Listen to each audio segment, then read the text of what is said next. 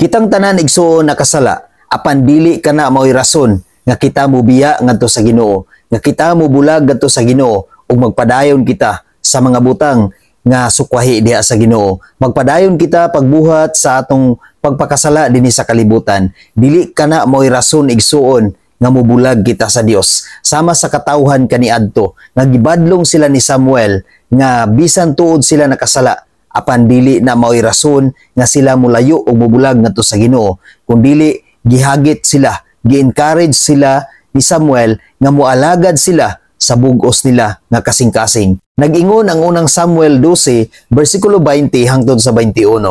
O giingnan ni Samuel ang katawhan, ayaw kamo kahadlok, bisag nahimo ninyo kining salaa, ayaw kamo pagbiya sa Ginoo, kundili alagari siya sa bug-os ninyong kasing-kasing. Sa 21, ayaw kamo pagbulag kaniya tungod sa mga butang nga walay kapuslanan o dili makaluwas kaninyo.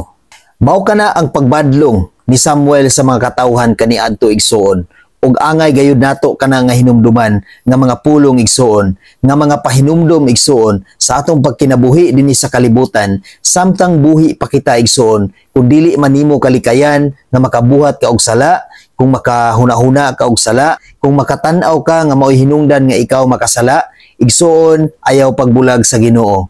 Padayon sa pag-alagad ngadto sa Ginoo, pakigrelasyon kanunay sa Ginoo, ayaw kahadlok igsuon, duol ngadto sa Ginoo ug alagari ang Ginoo 100% sa bug-os mong kasing-kasing. Tungod kay bisan tuod ikaw nakasala ngadto sa Ginoo, bisan tuod ang imong kasing-kasing nahilayo ngadto sa Ginoo, apan maduol lang ka na igsuon, musuod lang ka sa Ginoo ug mausab ang imong kinabuhi kung magpadayon ka sa pag-alagad ngadto sa Dios. Ayaw kahadlok igsuon, isalig ang imong kaugalingon ngadto kanunay sa Ginoo ug ayaw gayud kaluya sa imong pag-alagad ug pagtuo ngadto kaniya. Ayaw kahadlok igsuon, kundili alagad nga matinud-anon 100% sa bug-os mong kasing-kasing, i-offer ang imong kasing-kasing ngadto sa Ginoo. Ayaw kaluya ug ayaw ka discourage kung adunay mga tao nga mo persecute kanimo, kung adunay tao nga mudaog-daog ug mudaot kanimo, kung dili duol ngadto sa Ginoo, alagad ngadto sa Ginoo ug ayaw gayud kahadlok niya na igsuon. Tungod kay nag-ingon ang bersikulo 21,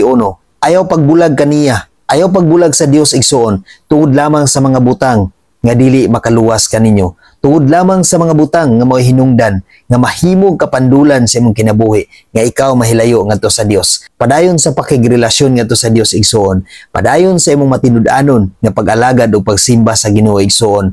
Ayaw padala sa mga butang dinhi sa kalibutan, tungod kay mao kanay maghatod kanimo sa kalaglagan. Padayon kita sa pagbuhat sa mga butang nga mao'y makaluwas kanato igsuon. Padayon kita sa pagbuhat sa mga butang nga maoy makapahimuot sa Dios, nga maoy maghingpit sa kaluwasan nga gibuhat ni Kristo, nga gisakripisyo ni Kristo alang sa matag usa kanato igsuon. Atong hingpiton ang kaluwasan nga atong naangkon aron ang Dios sa kanunay mahimuot sa matag usa kanato.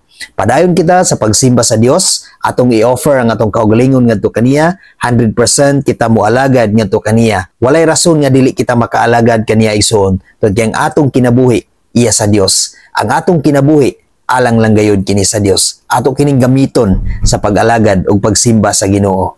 Amen. God bless sa tanan.